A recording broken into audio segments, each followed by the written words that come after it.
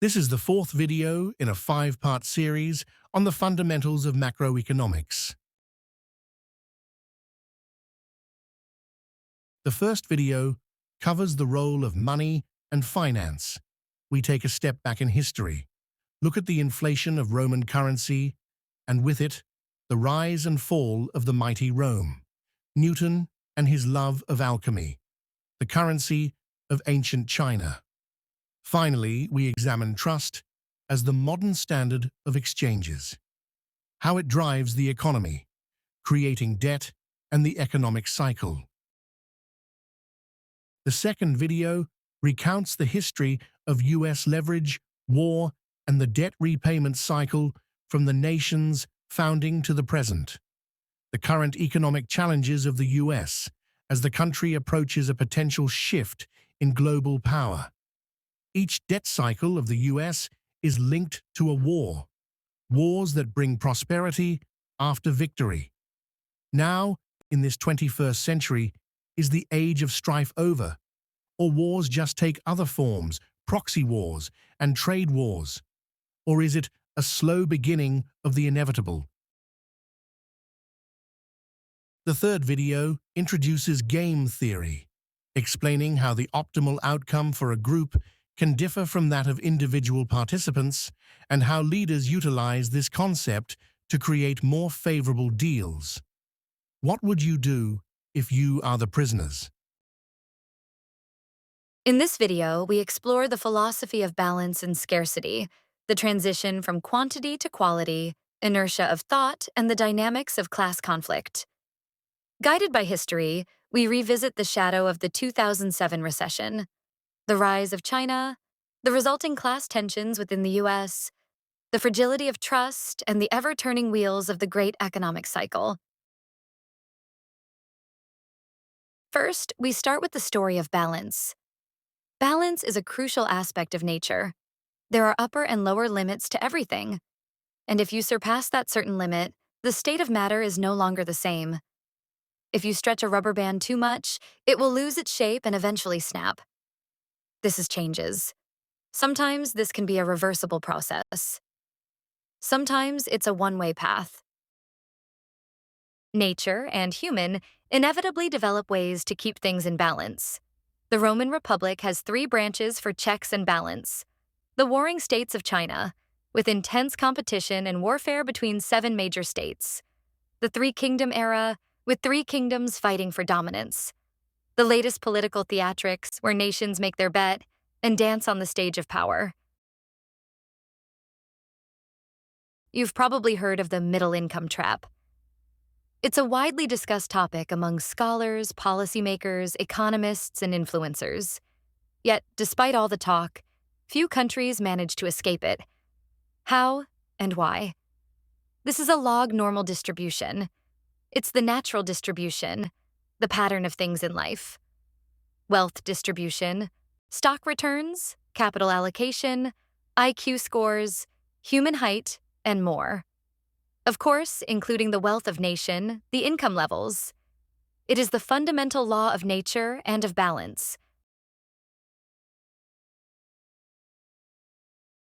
The middle income trap has other names: the resource curse, the law of the averages, the path of least resistance. When a middle-income country ascends to high-income status, another high-income country descends down to middle-income trap. Countries do not relinquish their power in silence. They resist, make noise, make laws, and wage wars to protect their position of power. For a nation to climb up the economic ladder, it must enact radical changes in transformative reforms, changes that will reshape its income distribution and power dynamic, changes that will redefine its economic structure and productivity curve, changes that will inevitably face fierce resistance both domestically and internationally from those who want the status quo. This is the check and balance of nations. From the moment humans first began to draw and leave their mark on history, our fundamental instincts in nature have remained unchanged: greed, pride, anger, lust, love, envy, indulgence. Human nature creates cycles. History doesn't repeat itself, but it often rhymes. One of the biggest events in recent history is the 2007 to 2008 recession, with lasting effects on the current power dynamics. The 2007 to 2008 recession had been studied and discussed in detail by all kinds of people: economists, politicians, content creators, and journalists. Don't worry, this is not another Explain Like I Am 5 video on something that we all know. In this video, we look at the shadow of the recession, the ill-forgotten but long-lasting social consequence of the recession. The 2007 bubble was created by banks and Wall Street managers, but only one banker, Sarah Geldin of Credit Suisse, went to jail. No CEO prosecuted, no managers incarcerated. Many CEO and Wall Street managers started receiving fat bonus again after 2 to 3 years. As always, there must be a loser: the middle class. The economy recovered, but trust did not. People started questioning the responsibility of banks and Wall Streets. Transactions are taxed and deducted from merchant fee. But when recession happened, banks are protected and bailed out. This might be the best solution to stabilize the system and stimulate economy back to a track. But for the average Joe who lost most, if not everything, to the recession, this is a rigged game. The cost was too high. In 2011, the collapse of trust in private sectors and resentment against the ruling classes reached an all-time high. Many took to the streets and started Occupy Wall Street. Protesters rally under the banner of the 99% fighting against the oppression of the wealthiest 1%. They demanded bank reform, forgiveness of student loan, support on housing, termination of special interest group, redistribution of wealth, and reduction of income inequality. This protest had an extended and long-lasting impact on the U.S. politic. According to Pew Research, the middle class, by Pew Research definition, makes up 25% of the U.S. population, but pays more than 60% of income taxes. The rich, the top 10%, earns more than 50% of total income, but pay only 38% of income taxes. The poor are exempted or pay very little taxes. From researches by Saez, UC Berkeley, from 2019 to 2021, the average income of U.S. households increased by 13%. However, the top 1% had their income increased 47%, while the remaining 99% only saw a 4% increase in their income. From March 2020 to 2022, the wealth of the world's 10 largest billionaires doubled to $1.5 trillion. Of course, the wealth of the rich come at a hefty cost for the middle class: inflation and the ever-increasing cost of housing. In Freedom Land, when trust in the financial system is lost, people look for alternatives. In one cryptograph forum, a special person appeared, a man who used a nickname combining the name of the famous cartoon character Ash Ketchum, also known as Satoshi in Japan, and an ancient Japanese businessman. This person invented something that was well received after the 2007 to 2008 crisis. The essence of this invention can be summarized in the two words trust and practical. It serves the same role as credit, but does not incur unwanted transaction costs, free of surveillance. Most importantly, it does not use the dirty system that harmed the American middle class, but took no responsibility. That's the origin and the value of the asset. It is the equivalent of cash for young people, and it acts as a shield against inflation in this era of endless money printing. It serves a similar purpose as gold, which was the go-to asset for baby boomers. For younger adults, the economic system seems rigged to benefit the wealthy. They stockpile assets like gold and real estate, print money, leverage debts, and then accumulate wealth by passing down debts onto the middle class and the poor. The solution? Not playing the same old game. There is a lot of controversy surrounding this asset. Its continuing existence, in part, is probably due to the political backing behind the scene from the U.S. government as a potential replacement of the USD. Numerous discussions among major nations involving top bankers and the IMF have occurred to seek a common currency to take the place of the USD, but no consensus has been achieved.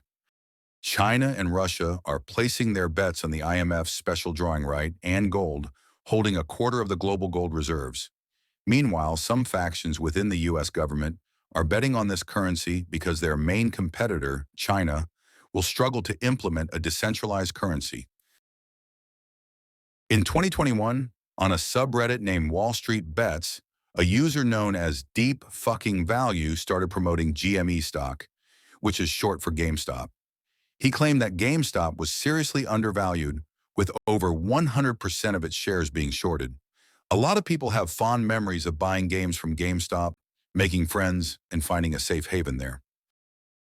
Many of these folks grew up during the 2008 recession, witnessing their parents lose their homes and struggle to get by, while their lives fell apart and families were shattered, all while Wall Street executives got bailed out. These kids grew up, started working, and earning money. They saw the so-called Wall Street experts trying to destroy their cherished place of memories, comfort, and happiness for their own profit. They decided to take a stand, and the rest is history. Some labeled this as herd mentality, manipulation, or a pump-and-dump scheme, pointing out the risks involved. Sure it is, but it's no different from what went down on Wall Street. For the little guy, this is about retribution, a David versus Goliath scenario, or the battle to defend what they hold dear. The main conflict in America right now isn't about different ethnicities or religions. It's simple: the divide between the wealthy and the poor, the clash between the baby boomers, who control most of the wealth, and millennials, who are caught in endless cycles of debt. Wealthy baby boomers are always looking to keep their riches intact, which ends up putting pressure on the middle class and millennials, who are less well off than their parents. The money pumped into the economy tends to flow into the hands of the wealthy, who invested in assets. They can easily create pseudo-scarcity, making them even wealthier. Keeping credit tied up in assets helps make the Consumer Price Index, CPI, look good, ensuring that growth remains steady and the credit cycle keeps going uninterrupted. Unfortunately, the debt burden falls on the middle class, forcing them to prioritize paying off debts over improving themselves and making innovation. This situation is a key factor behind the drop in productivity and the slowdown in long-term growth. What did China do during the 2007 to 2008 recession? A well-timed bazooka stimulus. Your loss is my gain. And thus China began its meteoric rise to power, the golden decade of China. China's success is a combination of heavenly timing, earthly advantages, and the will of the people. The rise of Chinese AI chatbot DeepSeek has taken the world by storm. But it's part of a wider trend. Chinese apps are rising up the charts around the world. TikTok, CapCut, Shein, Temu, to name a few. And it's not just on our phones. China is becoming dominant in many other areas of tech. Look at cars. It's overtaken the previous epicenters of motoring, selling more than any other country thanks to hit electric car makers like BYD. A lot of this success comes from China being the world's biggest battery maker now too. And solar panels. China's responsible for an estimated 80 to 95% of the global supply chain. By 2028, it's predicted that 60% of the world's renewable energy will be generated in China. In drones too, China rules the skies. Next time you hear that buzzing above your head, there's a 70% chance it's a DJI drone made in the city of Shenzhen. 3 of the world's top 10 drone makers are Chinese. In the futuristic world of quantum computers, Chinese scientists publish more quantum-related research papers annually than any other country. And they're even ahead of the general leaders, the US, in some areas of quantum computing development. And it's the same picture in AI. Chinese AI firms now issue more patents than any other country, and the rise of DeepSeek shows. How about now? What's up with China not rolling out another big stimulus yet? Once again, it's all about heavenly timing, earthly advantages, and the will of the people. The US isn't getting weaker, it is stronger. Europe's economy is still hanging. It's a slow descent, but Europe can still punch back. The time isn't right for a major move. Here's a chart showing China's housing price-to-income ratio. Housing was quite affordable before 2006. Back then, people was motivated to work hard and get wealthy. There were plenty of opportunities. Over the last few decades, China's rapid growth and rising incomes help keep mortgage debt in check, making debt sustainable. However, this has led to expectations of ongoing high growth and an easy money environment, which in turn has fueled retail consumption and even more housing debts. Now things have flipped. Two-thirds of household wealth is tied up in real estate. Growth is sluggish. The younger generation, the new lifeblood of the economy, is having a tough time. China produces many goods at low prices, but its economy still isn't a consumption-driven one. It's quite vulnerable and fragile. Conventional wisdom encourages saving for real estate, which is why Chinese savings are at an all-time high, and gold prices are also soaring in easy money era. Yet consumer confidence is at its lowest point ever. This is the inevitable cycle of debt paying. Liquidity is still present, but trust has eroded. Savings are at record levels, and the financial balance is chaotic. The widening wealth gap is causing various issues, and the youth in China are tapping out. Is the U.S. facing the same economic problems as China? Yes and no. Real estate accounts for just a third of U.S. household wealth. Since 2007, private debt in the U.S. has been on a trend of deleveraging. This, along with the fact that the U.S. remains the most powerful country in the world, allows it to maintain high public debt for a longer period. There's a lot of noise and disagreement among parties. Trust is fading, but public confidence in the economy is still much higher than in China. The two-party system keeps things balanced, with each side having its moments. Service companies hit all-time highs, and then manufacturing jobs come back to support the working class. Biden enrich the wealthy, and then Trump pacify the poor. It may not be the best solution, but it certainly outlasts its competitors.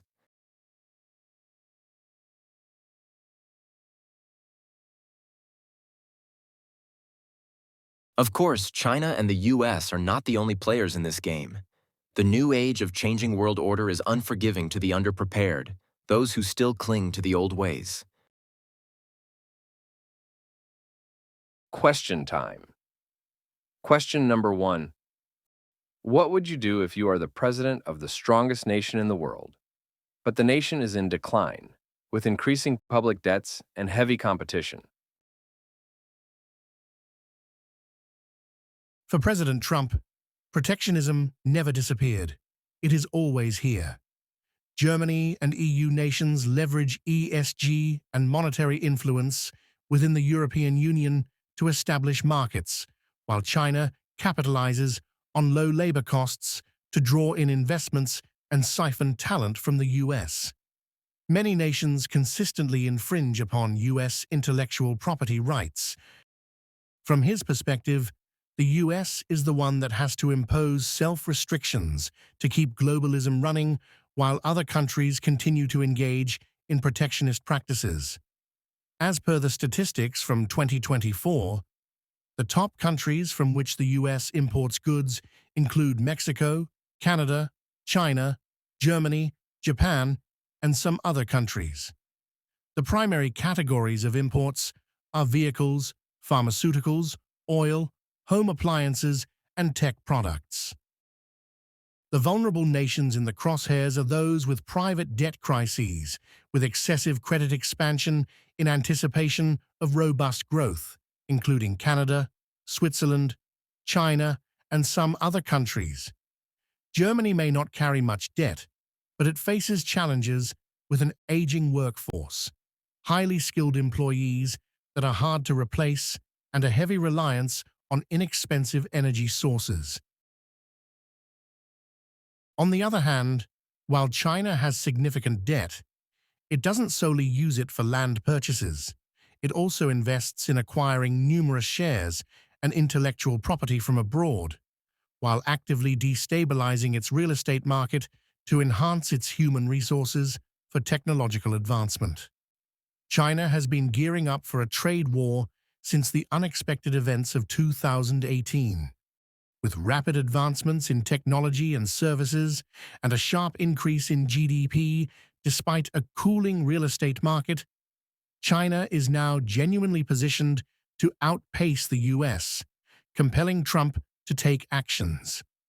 Trump's choice to implement taxes has been thoroughly analyzed by his team of economic experts who have run hundreds of scenarios.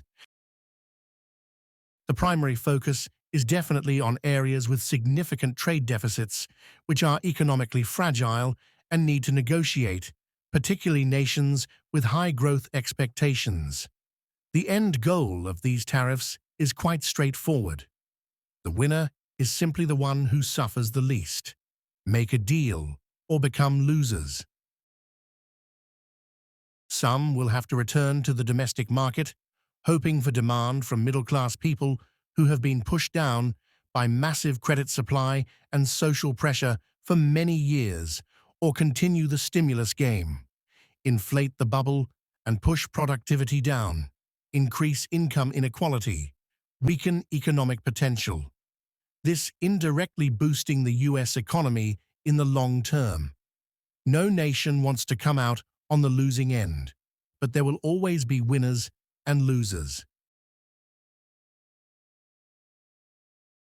Protectionism and tariffs will reduce global growth and hinder the growth of many American businesses.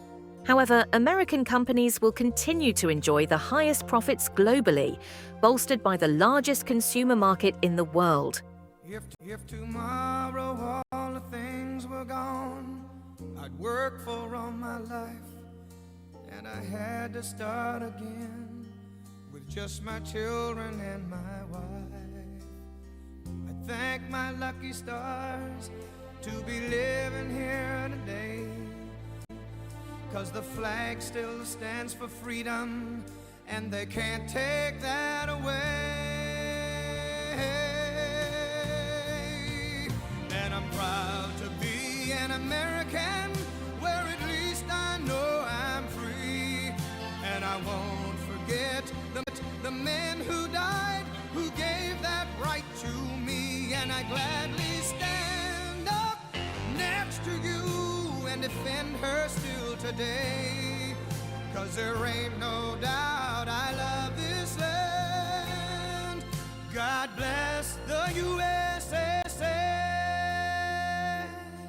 Occasionally, things can change in an instant. Often, changes happen gradually until they reach sudden breakpoints. Question number 2. Are there any checks and balance in finance? Any elastic limits and fracture points for concepts in finance? Across the plains of Texas, from sea to shining sea, from Detroit down to Houston and New York to LA. Well, there's pride in every American heart, and it's time we stand and say that I'm proud. If you are still here, thank you for watching. Did you believe what I said in this video? Then we have a problem. This half-assed video was made by an average Joe out of boredom. From an engineer with little knowledge in finance and politics. Take it with a bucket of salt. Place your heart with mine. Let your sleeping soul take flight. Take me through the night. Down, down, down by the river. Down, down, down by the river. Hanging moon in fog. Mists will lead where you belong. Sweep me off my feet.